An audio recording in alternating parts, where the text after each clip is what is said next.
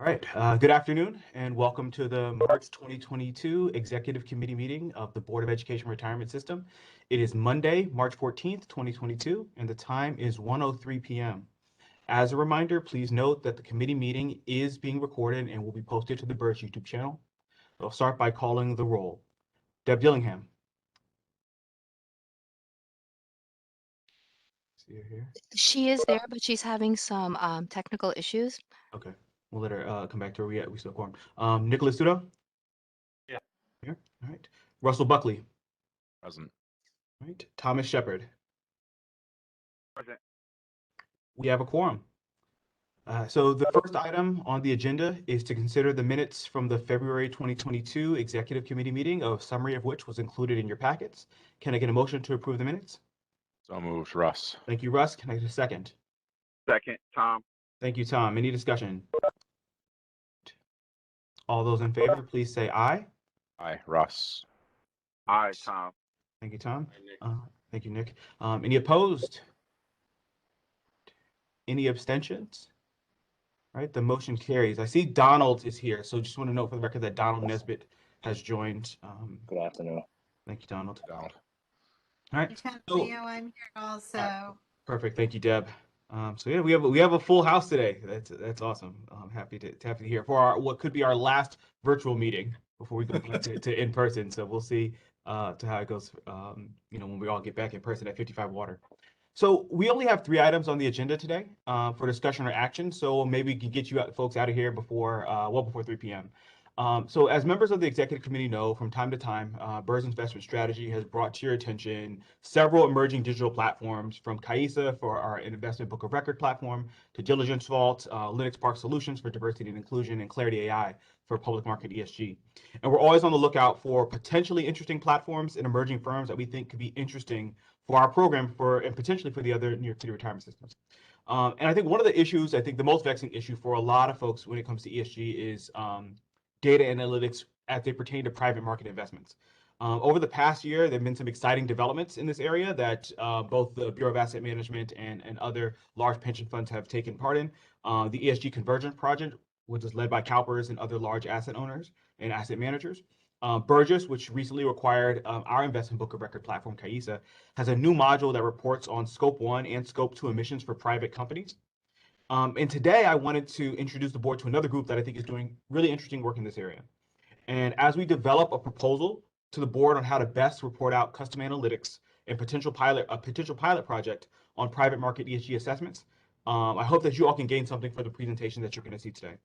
So with us, we have KPX Global and Socioinvestics Labs. They're 2 firms that in partnership are working on how to integrate board objectives and values, cutting edge research, continuous rather than static monitoring, and a usable platform that incorporates standards such as the United Nations Sustainable Development Goals or the Sustainable Accounting Standard Board as a framework for some custom analytics. So I'll let them introduce themselves while I get the presentations up and running. And so Bill, Andreas, Mark, the floor is yours. And Bill, should I start with the KPX presentation? Please. And I don't see Andreas logged on in a square. Is he on, Antonio? Yeah, Andreas is here. Great. Super. Very good. Then I'll be happy to start. And Antonio, I'll thank you. And Sandy, it's very good to see you again, I might add. I think as Antonio, if you could please go to the first page behind the cover page there. I'll briefly speak to the agenda.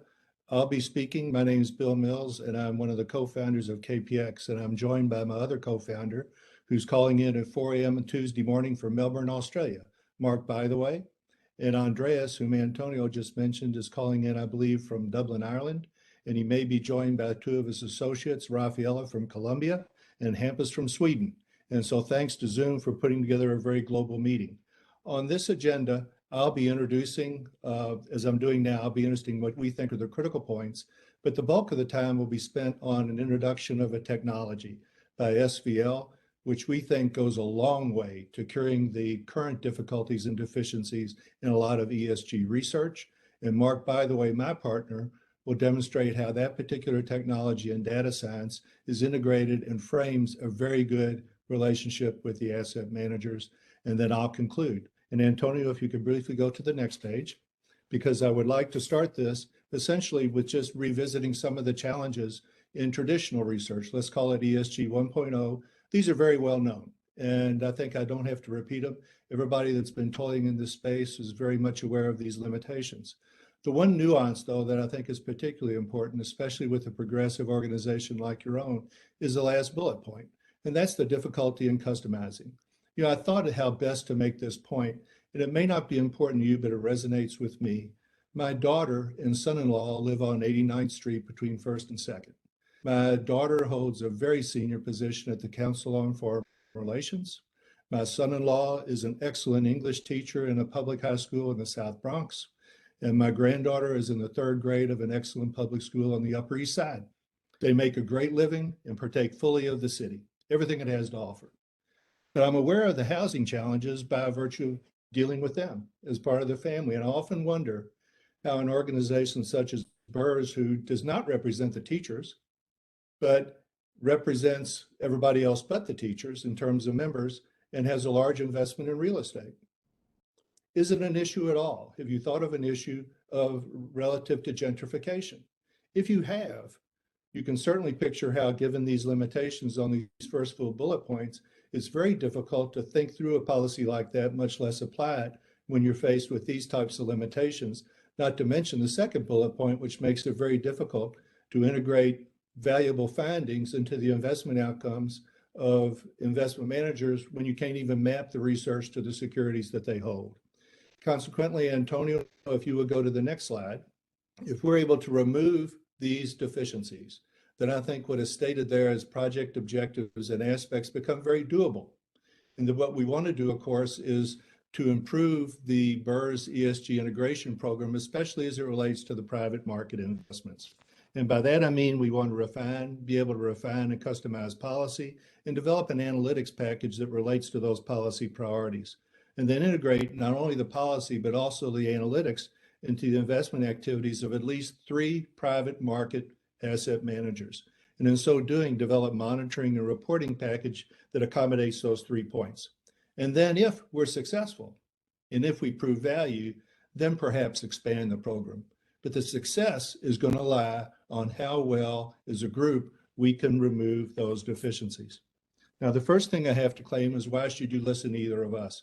What of our experiences would lead you to believe that we know what we're talking about? The next page, the next 2 pages actually speak briefly to our competencies, meaning KPX. And I would direct your attention to the 4th icon, in that we are an analytics and application group, but we acquire and collaboratively create research. Mark and I have found that it's more valuable to own our experience and what that experience has taught us than it is to directly own that research. And the proof in that pudding is on the next page. In that if you look at our research, Mark and I come from 2 different perspectives. I founded an investment consulting firm, which was very successful. Mark comes from a portfolio manager and analytic background. And in both of those cases, we've been honest enough with each other to point to the mistakes that we have learned from. You know, I'm very proud of the fact that we launched the world's first ever SRI hedge fund of funds. Investors in there ran the gamut from the Church of England to JP Morgan to Italian banking foundations to a plethora of faith-based organizations in the States. On every measure, it was judged a success. But I learned much more from my mistakes than I did from the successes. And I think if you were ever have an opportunity to speak to our clients below there, they would say the same thing. We listened and we brought our experiences to bear in solving their problems. KPX is owned by a group of 14 investors, including ourselves, Mark and myself, one of whom is a very prominent family and family office and legendary investor in New York City. The next page represents, in our words, the competencies of SVL. Andreas and his team will not brag on themselves, so we will, because I've known them for a long time. They've gone from a firm of 4 co-founders to a headcount of 74, and their competency rests in what they've done for the numbers of diverse people and their accomplishments that are shown in that slide. The next slide represents the co-founders. And I will tell you, and Andreas will say the same thing, we both have points in our calendar noted over 10 years ago when we first met each other. We were introduced by a mutual friend in Paris, merged into happy hour, merged into a long dinner of what ifs. Shortly thereafter, I met Damien in St. Andrews, Scotland, and we weren't golfing.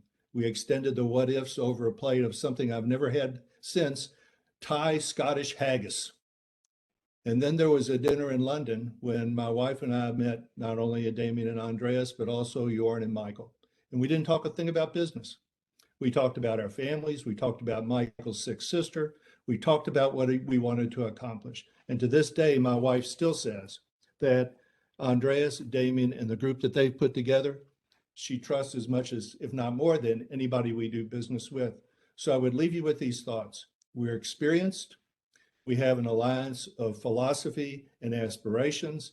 And I think as you're going to see now, we have developed applications that in fact, remove the limitations in traditional ESG research 1.0, which not only allow us to accomplish the objective stated, that is, bring ESG integration into your private market managers, as started and demonstrated with 3 private equity managers, but also extend it as may be appropriate, covering your own aspirations of fiduciaries of a very important and leading plan in New York City.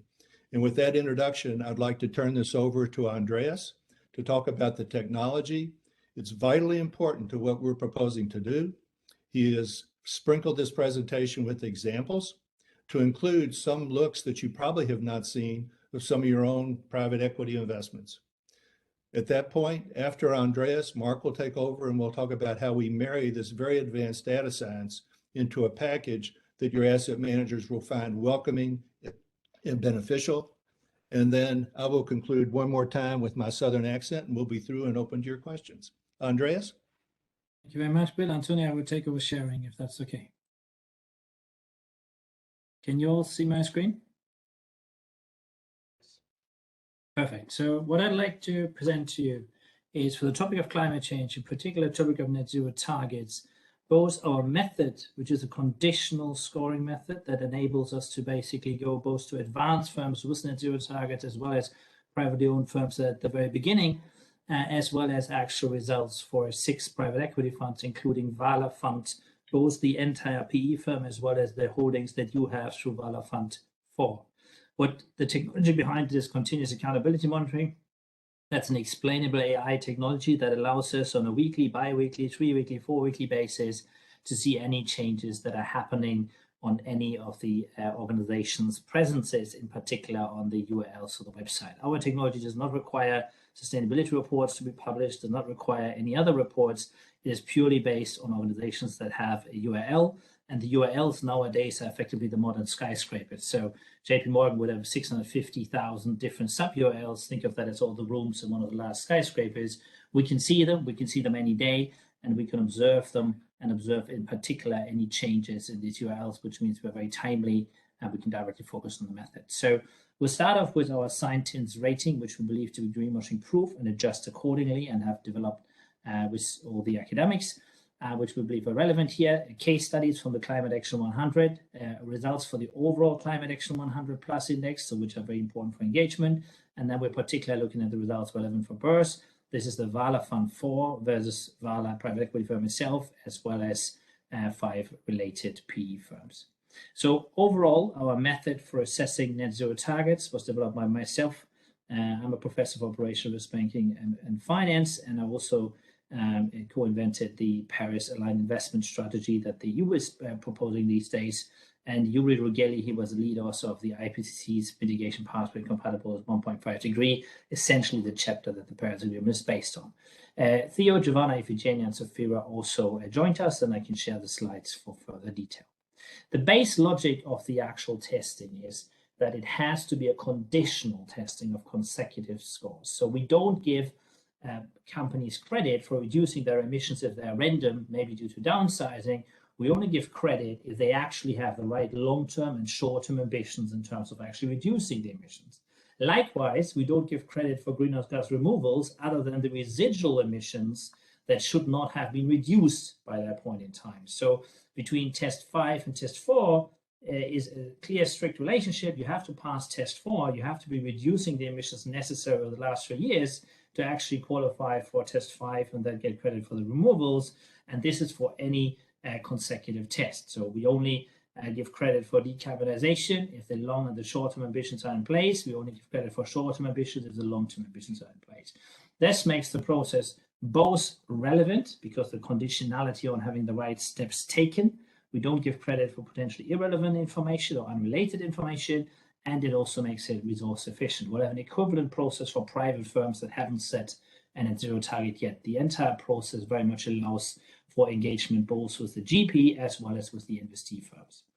Test 1, we provide a full mark for the long-term ambition that is a net zero target on CO2e emissions or greenhouse gas emissions on all 3 scopes, 1, 2, and 3. So that would be the own operations, that would be the electricity generation or consumption of the firm, as well as the entire value chain, from the supply chain to the use of products. If a firm reaches this, they proceed to test 2.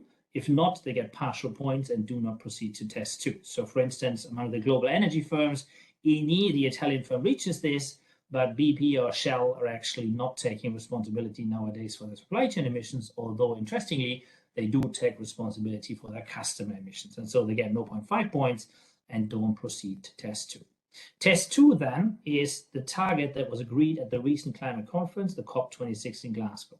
What was agreed there under decision 17 is a reduction of emissions by 45% by 2030 compared to a 2010 base year. And this is absolute emission reductions, not just intensities, because when you try to reduce intensities, obviously a 45% intensity reduction or a 30% intensity reduction could even be a 45% reduction in absolute emissions. So if you don't actually reach that 45% absolute emissions level, you only get partial points. If you do it, then we're convinced that both the net zero target and the COP26 target are sufficient that we can start providing credit for the actual emission reductions.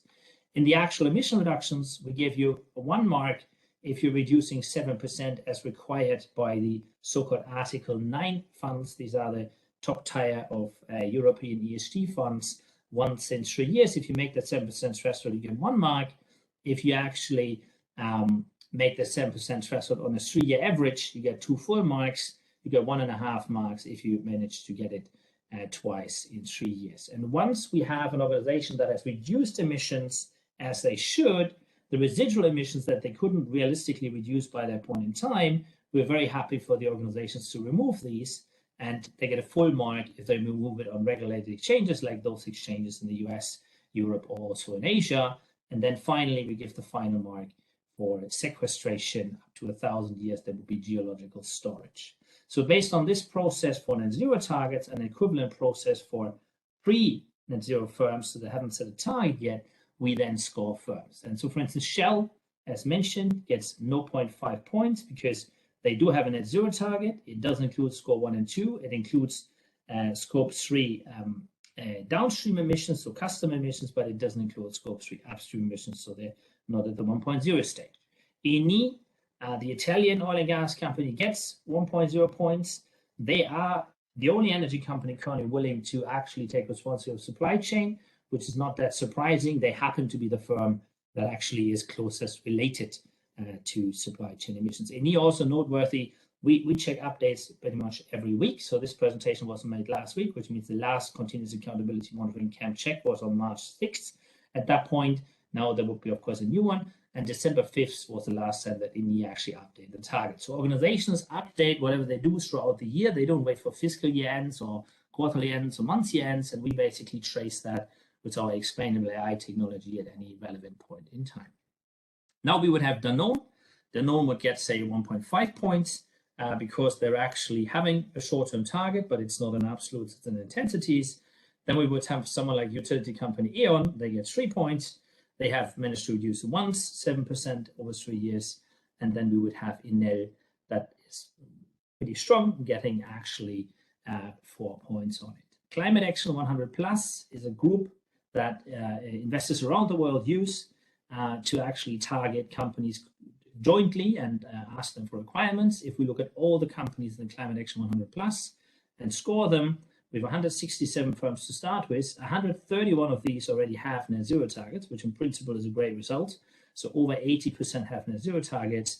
But then when we look at it in more detail, we can realize that only very few net zero targets actually, for instance, take full scope 3 responsibility. There's only 8 firms that do that, and only one, which is in there, goes to 4 points. We can apply this technology entity agnostic to organizations that are listed in equity markets, organizations listed in fixed income markets, privately owned organizations. We also, with a slight change on test 1, apply it to municipal ones, other regional entities, sovereigns. Basically, the entire technology is convertible on any type of municipal entity other than maybe some derivative that's on a rate that has little to do with the real world. So we then form portfolios from it. From the climate action, we can, for instance, see which sectors are performing how well. We can then see the average scores in given sectors. So we see that consumer goods is actually the strongest. Energy is a little stronger than industrials. Utilities are in here. We can see the max scores. We can see how well they're performing on any type of test. So energy and consumer goods are performing reasonably well. We can see how many firms in each sector yet have to score any relevant points and so don't have a net zero target. And exactly the same as we do here for publicly listed firms, we can do for private firms. When we look at private firms, among the 6 private equity funds we're looking at, we're actually having 6 net zero targets, or basically 6 holdings have net zero targets. Vala in the overall fund, and Axel shareholding in Bird. Cognite, Biodebac, Travel, Personio, and Monzo also have net zero targets. Axel was until recently invested in Airbnb. They are out of the portfolio now because of IPO. They would also have had a net zero target. So the very largest of the private firms have targets, but we can also assess the other firms. And this is very relevant for the results that I'll show you for the actual BERS holdings, and it's the same consecutive conditional test logic. So the very first test is just the absolute basics. Does the firm that your private equity fund invests in mention corporate social responsibility or anything related to sustainability anywhere on their website? That could be just data privacy, that could be diversity considerations, that could be climate change, it could be water, that could be absolutely anything. Any firm that doesn't get 1 point basically on their public website, and keep in mind, many of these firms are tech firms that can easily edit the website any day, are not at all considering anything to do with CSR and sustainability. That happens in public markets very, very rarely. It does happen here and there. I mean, Berkshire Hathaway, for instance, has a very trivial website. No sustainability is mentioned there. But and some of the other firms, say in real estate or infrastructure, don't mention anything. But it's very, very rare for a public firm. Unfortunately, it's still common for private firms, highlighting the engagement opportunity. Then the second question is, do they recognize climate change as a global challenge on their website? The third question is, if they recognize climate change as a global challenge, do they reflect on their own emissions? And then as a fourth point, do they state in very vague terms that they desire to contribute to climate change mitigation? So basically, the first 4 tests, any company that has any oversight over its website can effectively fix in an afternoon, as long as everybody involved in the company is willing to actually fix it. You know, setting a page on your website, talking about climate change and your responsibility and trying to do something about it is something you can do in an afternoon. And most likely some of your employees, some of your customers, some of your suppliers will actually appreciate that level of responsibility. Likewise, you will see, probably because there is no pressure at all in private markets, it hasn't yet happened for many private holdings. We very much see Larry Fink's comment from the COP26 here as highly relevant, who said that the biggest arbitrage in his lifetime is the fact that public firms get a lot of climate pressure, while private firms get no climate pressure at all. We are here to prove him wrong as soon as we possibly can. And in that sense, we're very much looking forward to working with asset owners to increase that pressure on the GPs and other firms. We give 5 points for reporting Scope 1 emissions, 6 for Scope 1 and 2, CO2, then 7 for greenhouse gas, and so forth. That's quite similar to the method which we apply to public firms. Let me show you the first private equity fund as an example.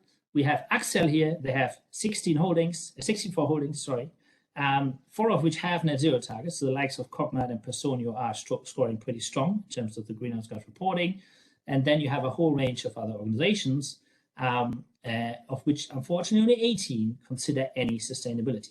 The remaining organizations do not at all on their website comment on anything to do with sustainability. So there's a lot of low-hanging fruits for engagement to talk to them and say, would you not think it would be suitable to maybe actually comment on sustainability, sustainable development goals, just a single criterion, a single one of the 169 different targets, or a single one of the 300 metrics under the SDGs, or some ESG criteria might be helpful.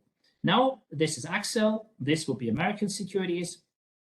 In American securities, there's 4 companies that talk. There's not a single company that actually reports their greenhouse gas emissions. So maybe this particular GP hasn't put any pressure in regards to reporting greenhouse gas emissions. And also there's a lot of companies that don't do anything at all. Then we have NYCBERS. NYCBERS has Navy Star Defense and Pew Corporation that report, and has a number of companies that are actually doing something on, of course, a relatively small set of overall holdings. Hillhouse has a good number of reporting and a good number of companies that do something. In fact, Hillhouse has the highest percentage of companies that at least engage with sustainability. Only 8 of them have no sustainability presence anywhere on the website. Then we have ROC.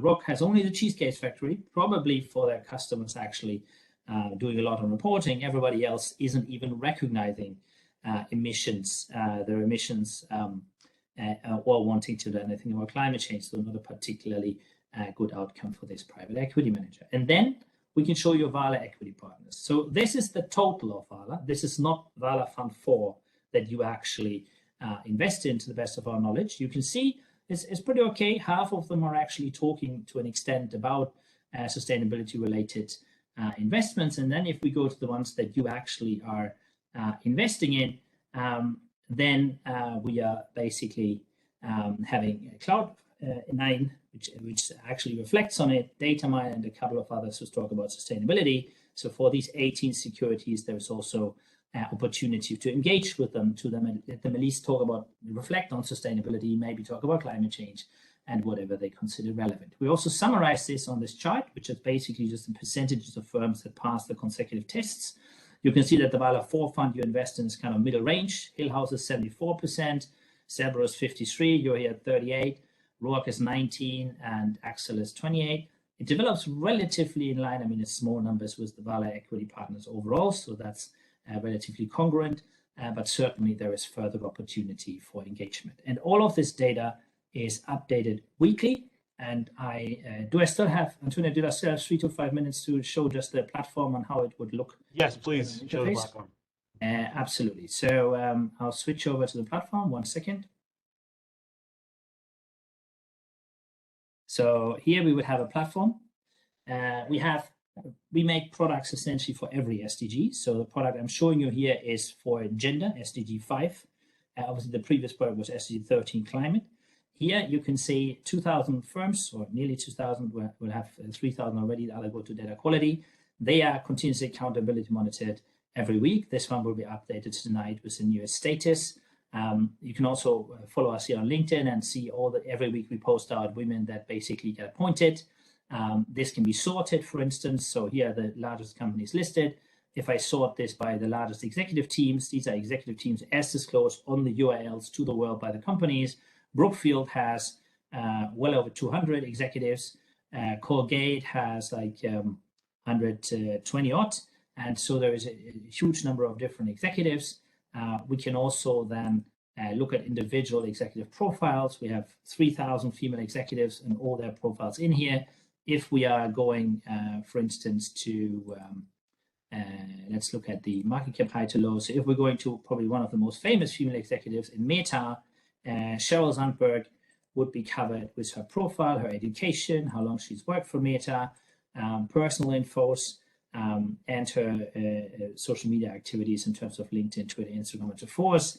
And this gets updated, as said, every week. So the proposition is to track for the holdings of your PE firms relevant sustainability criteria, update this every week or every other week as much as needed for investment committee meetings or responsibility committee meetings, and then allow you to engage with the investee firms via the GP, one would assume, to see that they're actually engaging in sustainability. And Bill gave the example of gentrification. So that could be a conditional rating on gentrification, similar to the ones we saw on climate change.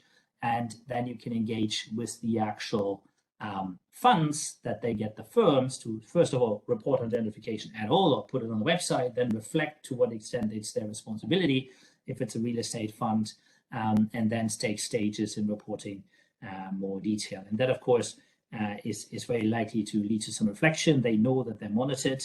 And so we believe that as soon as investee firms and GPs know that they're monitored every week, they are likely to enhance their performance and then reflect on what they can do more. So very much encouraging them to take the right path forward when it comes to the sustainability aspects, which are most important to you and your members.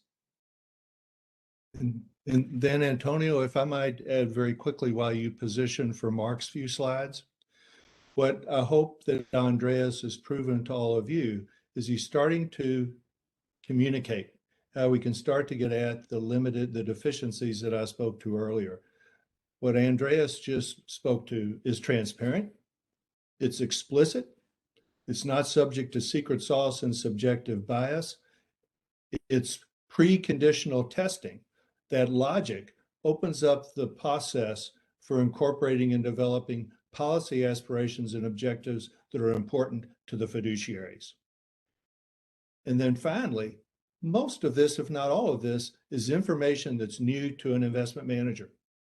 So you're refining and amplifying that relationship, that you're actually bringing something to them that improves their job, which is the outcome.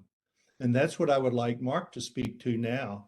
And that is how KPX intends to incorporate this information to an ESG integration analysis with the 3 private equity managers. Okay, Antonio, Mark? Sorry, am I starting on slide 10? Yes, sir. All right, perfect, thank you. Thanks, Antonio. Can you hear me? Yes. Better yet, can anyone understand me? I'm going to subject the audience to another accent, and also one very fluey voice, but it's not COVID, according to a bunch of rat tests. So good morning. Look, I'd like to walk you through a process that we've developed as a consequence of, I guess, in a sense, 20 years of ESG research and a number of conversations with asset owners. My background originally, I entered the equity markets as a portfolio manager. I started Australia's or the region's first ESG research firm in 2000 when I was 12 years of age. And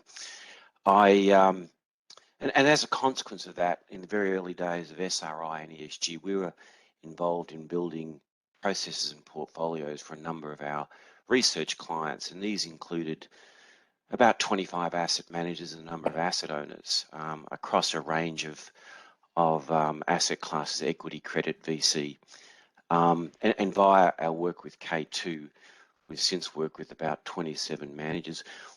What I've come to, what's happened over that time is ESG has evolved profoundly, and we're now at this point of integration. And what we're seeing is there is now a wide range of investor objectives and motivations seeking to be expressed in ESG processes. In the early days, it was pretty much long-only equity, and this informed people's perspective of what was reasonably expected, which is challenging because the obligations on corporates to disclose to their equity investors is different than a lot of other asset classes. So what we've ended up with is this growing expectation for investment managers to integrate, but inconsistent process to evaluate how they're doing that. So I was challenged by a couple of conversations with asset owners where I thought they were using rather simplistic, unsophisticated analysis to determine whether their asset managers or how they were integrating ESG. And I felt they were bringing a bias to that view, a bias born of large, long-only equity managers who are employing armies of analysts to because of the reporting of their underlying securities. So as a consequence, we built this manager assessment process. Antonio, the next slide. I go one down, I just spoke to that, sorry. So the objectives here were to provide insights into the process managers are adopting, applying in their respective approach to ESG implementation. So very much about providing, for asset owners, providing a real basis, a granular basis to assess manager consideration application of ESG in their respective investment processes. So they could apply this in manager selection, retention and engagement. This is really due diligence. I'm using my experience as a portfolio manager, as an analyst, as ESG, to try and work out or try and get managers to articulate how this manifests in their investment process. Not just the slideshow, but tell me how, or show us how, based on your disclosure, a stock ends up in the portfolio. For asset managers to understand how they could apply ESG policies and process into their investment process. So this is a two-part objective here. It's not a test or an examination, a pass-fail examination for asset managers. This is meant to be an inclusive and iterative process. We want managers to understand why we're doing this and to ideally enhance their process as a consequence. And we'll come to this issue of benchmarking and improvement. So this is not just a third-party scoring system. It's meant to be a tool for asset owners to understand at a more granular level and more reconcilable level how their portfolios are being constructed, and for managers to understand what aspects of the integration they could be applying. Antonio, can I ask you for the next slide? Slide 13. Process. And Antonio, I'm guessing we've probably got about 5 minutes, so I won't go into this in great detail. And under circumstances, perhaps we can distribute some examples of analyses we've done. So there are 4 pillars to each part of these assessments: compliance, observance, reporting and disclosure, governance and management, integration with the investment process, and momentum. And I'll speak briefly to those. Underneath each pillar, there are criteria, and underneath the criteria, there are aspects. So there is a number of factors that go under each of these. Each can be, and all of them can be analysed in isolation. So it doesn't have to be packaged into a compound process. It can be analysed from a reporting and disclosure process. Ratings and weightings, a weighting to each factor, these can be quantified, numerated, and this is customizable.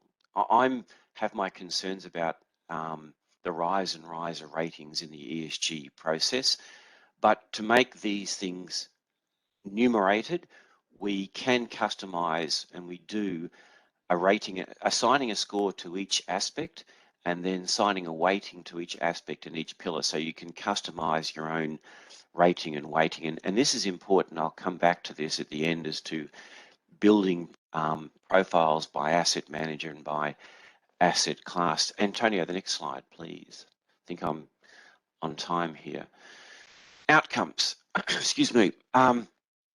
What do we build? A report featuring the insights, and there is a standalone report on each manager, insights into the process the managers are adopting and applying, and in ESG. Analysis of the management's commitment to and compliance with reporting and stewardship regulations. As you'd appreciate, there is a unrelenting rise in regulation and reporting guidelines. I have deliberately incorporated what I believe to be the widely adopted guidelines and processes in this. This is not meant to be antagonistic of or separate to the initiatives of things like the UN, PRI and others. I use their factors and their analyses in this so that managers don't feel like they're doing something that's conflicted or separate to UN, PRI reporting. The nature and features of the manager's ESG integration. Analysis of manager momentum. Momentum, I think, is particularly important. What we find is that variously, and we'll come to the asset class feature in a moment, managers are across this continuum of how they are applying and adopting and integrating ESG. And that's largely lagged by the non-long only, and increasingly the credit managers. So macro, VC, private equity have lagged this process. But as a consequence, we want to highlight to users and to the managers themselves and reward where they're coming at this quickly, so that it doesn't disincentivize people or bias against managers that haven't had a long history in ESG. We think it's important to bring everybody into the debate, and where there is a commitment to continuous improvement and that's being adopted, we want to recognise this. Excuse me, the applications for asset owners to consider in manager selection, retention and engagement. We want this for you guys to be able to assess what the managers are really doing and how they're applying it. Have a good understanding of how they are, firstly, telling you they're integrating, and secondly, actually integrating it or not. For managers, as I said, to understand and consider from their own perspective their respective strategies and processes, and how they could, should, or would be and are implementing or integrating ESG. And coming to the benchmarking and assessment for product development strategies. So what we would like this to be is a process by which you could inform them for product development, but also to continuously improve their own processes. Whereas Andreas's presentation is largely looking at the incumbent stock profile, this is about looking at process. So we're asking investment managers to look at and understand their process and highlight ways that they can continuously improve. And in that, of course, is the actual understanding of the particular stocks, which Andreas. So in any benchmarking process, we would expect them to demonstrate that their analytical resources are appropriate. So in conclusion, oh, sorry, that's yours, Bill. I'm just about to overtake the whole process.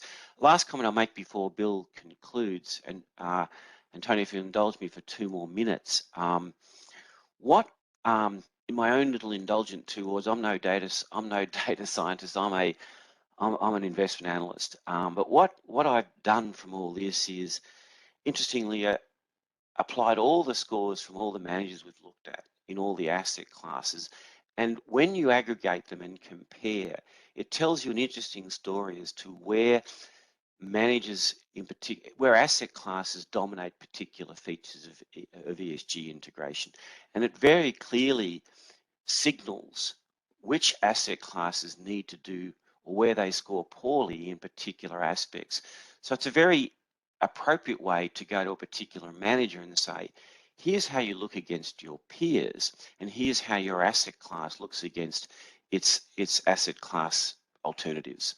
And I think that's really important. It gives managers and yourselves the comfort that there is a universe of analysis here, not just a one-off assessment of a manager. Bill, before my voice gets out, I'll jump off. Thanks, and I'll conclude the questions and answers, and I think I can do so very simply. Obviously, BERS has selected an asset allocation that reflects the liabilities that you've quantified. And in doing that, you've allocated a fairly large amount to alternative investments. You're also a responsible investor, and you have a bit of a disconnect because, as I posited earlier, the shortcomings of traditional ESG research keep you from making a solid and complete connection as to what the organization aspires to and the direction that you're giving some of your alternative investment managers. Hopefully, what we've done in the past 45 minutes is we've shown through Andreas's presentation how advanced data science can eliminate, I think, every single one of those admitted complications. Through Mark's presentation, I think we've also shown how that information, which is new information to an asset manager, can attract their commitment. And by so doing, you're integrating ESG thought before you integrate ESG action, which I think we all think is critically important. And it builds a framework where you can have customized and refined policies that are important to you as a fiduciary and speaking for your members, but translating those same priorities to an asset manager to make sure that not only are you accommodating social aspirations, you're still able to maintain the financial adequacy of the portfolio. We think we've done that. And Antonio, turn it back to you and open up to any questions. Thank you very much. Thank you for the presentation. I know there's a lot to cover in 45 minutes, but wanted to open up to the trustees. Like I said, you got some of this in your packets. Are there any questions from the trustees or from some of our staff, Sandy, Daniel, for Yeah. KPX And and social vessels? Antonio, if I could jump in for a second, I want to thank the three of you for this excellent presentation. This is really a deep dive of so much stuff that we've been thinking about since making a net zero asset owner commitment in the last year or so. Very obvious this is incredibly thoughtful and thorough. You know, on gentrification, the example that was mentioned, I would be fascinated. I know a lot of our trustees would be fascinated to see how you'd take a topic, because complex as that and try and distill it down to a rating system as cut and dry as the one that was laid out for carbon emissions, which feels a little bit more concrete than that, maybe a little more objective than that, though. I guess reasonable people can disagree on that as well. I'd love to have your presentation, Andreas, just to dig a little deeper into it and really get a better understanding of that whole process. On the PE and venture capital funds that you were running through, and you were kind of listing out their various portfolio companies, I believe, and showing what kind of commitments they had made on the dumbed down scale, you know, that not the one for the energy companies. Are you also grading the GPs themselves on any of these commitments, or are you just looking at the portfolio companies themselves? Curious. So we're very much able to grade the GPs. But if I, as an academic, do that, they might not bother. But if you, as an asset owner, do that, they will probably bother. So we're very much providing you the information with a little bit of a nudge how you could grade them. Mm-hmm. The final decision, however, would be absolutely yours, not ours. We have the ability to chase, we have the information processes that GPs are using. So all the holdings for the entire GP is basically from the websites that's disclosed there. We also have recently been able to go for VCs. So of course we have the holdings of the VCs, but you can imagine how few actual startups talk about sustainability. But for VCs, we augment this with the information of their actual Twitter communication, because all the startups keep praising themselves on Twitter on a weekly basis in most cases. So in essence, for VCs, you can use that type of information channel as well. And I believe the presentation is part of the pack, but if it's not, I'm very happy to send it through. Also, very much anyone who wants full access to the Execution interface, just for looking at it, we were very happy to send you full trial accounts for the entire months of March. Thank you. Thank you. And I guess I have one more question before I'll let anyone else speak who'd like to, but I'm curious, this is obviously extremely focused on targets, right?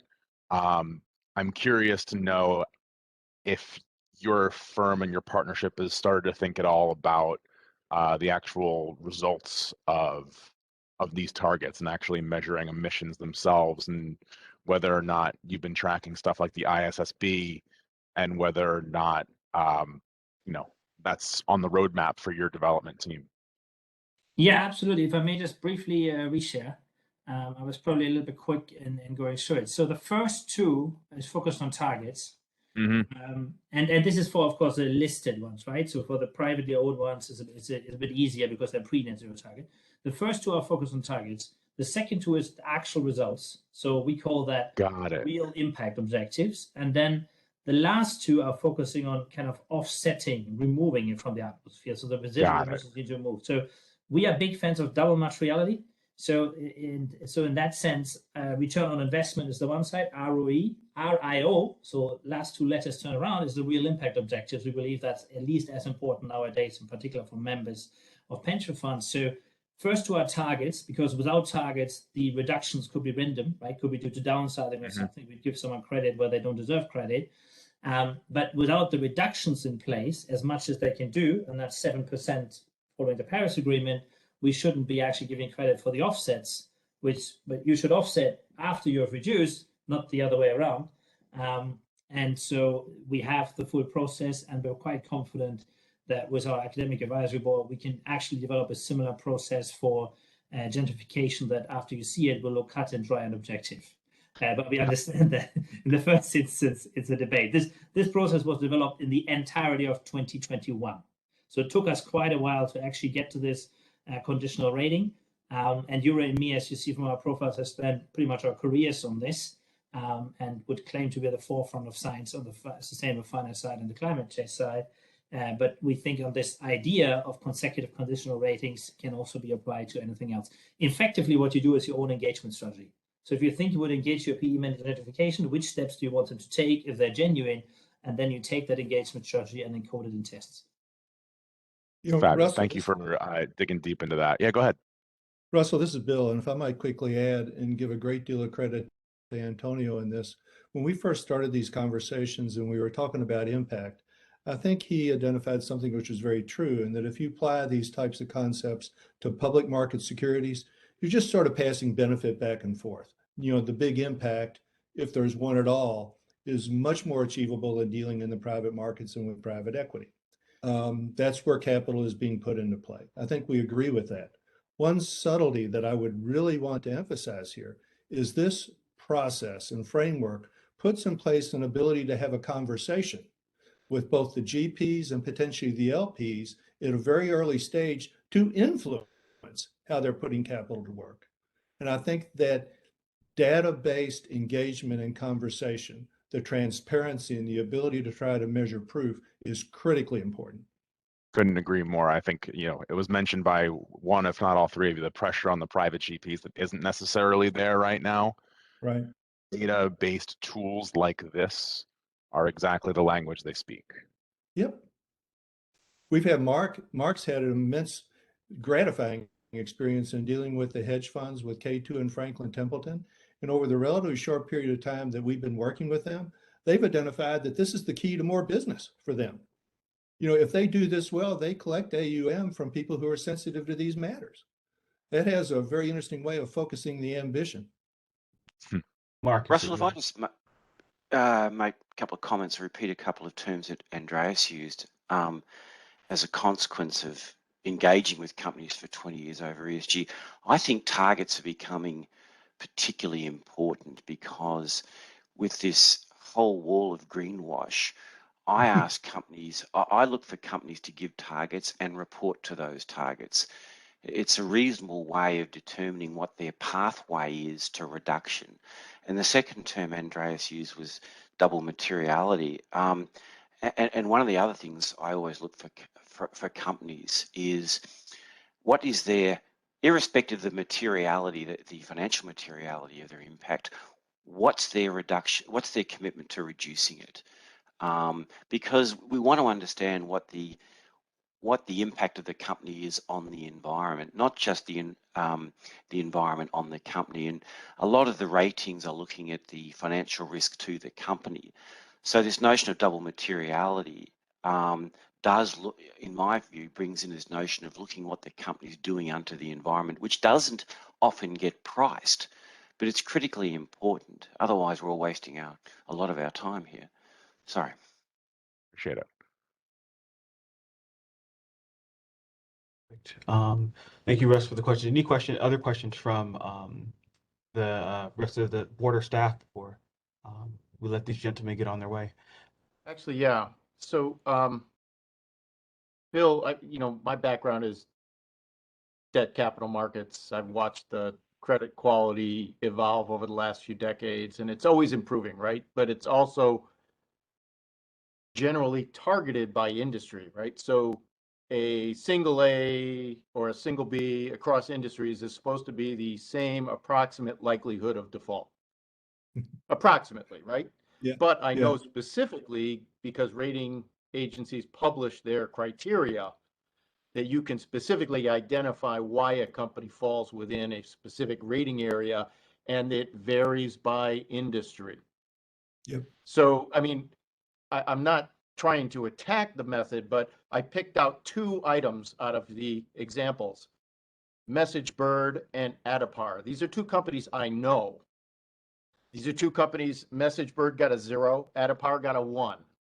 I know these are not anything like a fossil fuel company. They are nothing like a transport company. These are digital platforms. Mhm.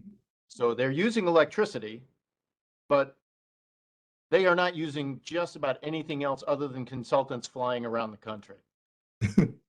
How do you square giving these two companies lower grades than you would give NI or Enola or any fossil fuel company at all? We're very happy to respond to that, Sandy. Yeah. So, first of all, the method itself can be turned relative. That's very easy. If you have an absolute method, you can make them relative by ranking them in a sector, and we very much encourage people to do this. The other way around wouldn't work. If we had a relative method, you couldn't make it absolute. So we're demonstrating the absolute method, but we're very much aware that there's a sector ranking, and we're very much aware that in consumer discretionaries, the score of 3, for instance, is less advanced as the same score in energy or the same score for some tech firms. If we compare ADAPA, who I also know pretty well, with some of the listed peers, so someone like Microsoft has a 2.5, Google is also pretty good. So for the tech firms, normally due to their employees, there is quite a bit that they're doing. The scores that they get on the pre-test for NYCBERS means they're not talking really about sustainability. For ADAPA means they talk about sustainability, but nothing beyond that, probably not climate. So we recognize they're not engaging with the topic. At the same time, it might be interesting and certainly wouldn't be very resource intense for tech firms to actually, under the About Us, put in half a page that they recognize climate change as an issue. And many people would argue that their employees might actually like this. If we looked at ADAPA's Glassdoor reviews, for instance, in terms of trust or culture, they might appreciate this. So we're by no means saying that the method couldn't be turned relative. The base method obviously has to be absolute because you can only turn absolute methods relative and not the other way around. And so I hope we're recognizing the differences while having an absolute method that is comparable for those who want. Sandy, I did that answer your understand question? I understand the point. It's just that every industry has different risk disclosures. It seems to me every industry, even maybe every company, is likely to have different environmental sustainability risk disclosures and criteria. And it's going to be, I guess I'm trying to understand if we report out that our portfolios in aggregate on a market cap weighted basis score a 2.5 to 3. What does that mean? Can I take this one? Yeah. I'd like to take this one because this actually comes back to a conversation that you and I had, which is that the point, right? Luckily or unluckily for us, we are not under the same regulatory regime as Europe, right? We do Right. not actually have to report any of this stuff, right? For us, I think it was the inadequacies of having the reporting regime, which says our portfolio looks like this. And then what? Are we going to reduce it? Or is the idea that this is an issue that, and originally, look, we're sector agnostic investors, right? Except for the fossil fuel divestment, we're essentially sector agnostic investors. So Clarity AI, for instance, does the same thing. They have their universal score or their sector relative score. But to Andreas's point, I do think that if we start from an absolute score method and then say, hey, are we going to tilt the portfolio to consumer discretionary? No, we're not going to do that, right? That's not kind of who we are. We are beta investors at the end of the day. And the idea to have a conversation around why aren't you doing this, or you can do better in your industry, or the comparison around industry, I think that's relatively easy. Once you get the methodology down, I think. So it's a leverage point. It's a leverage point for us to speak with our current investments. Yes. Yeah. Okay. Exactly. Great phrase, leverage point. Yep. Although, you have to understand our leverage point is with asset managers, so it's on their aggregate exposure, not on individual companies, right? We don't have any leverage talking to KKR about a specific investment that they've already put in place, and that's it. Yeah. Absolutely. But I'll take this. I know we've run a bit over. Sorry. No. It's fascinating. This is the first application that makes any sense to me in all of these. Yeah. So I'm not questioning it because it doesn't make Oh, yeah. sense. It makes absolute sense. It's just trying to figure out at what point what do they say? If you don't have data, you can't make a decision. If you have too much data, how do you make a decision? That's right. That's right. And Antonio, can I Oh yeah, absolutely.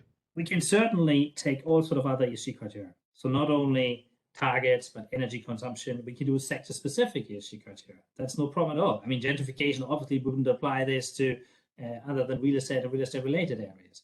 And if you look at the final statistics here, you can see, you talk to the manager and you have the statistics. And what I would personally recommend is just ask them to increase the statistics, say quarter by quarter or year by year. Not specifically about the whole, but talk to some of your companies where you think is most relevant to talk about climate. Other companies where you think is most relevant, talk about SDG 5, gender, ethnic diversity, water, energy consumption, whatever topic is most relevant. And so this data allows you simple leverage point discussions with your manager. For tech firms like Adepar, it's an afternoon to actually add this to the website if they really want it, which means if they don't do it after 3 months of conversations, they probably don't want to. That's interesting information too. And so in that sense, we try to make this simple, traceable, and the best of explainable AI. So the best of both worlds, machine and man together.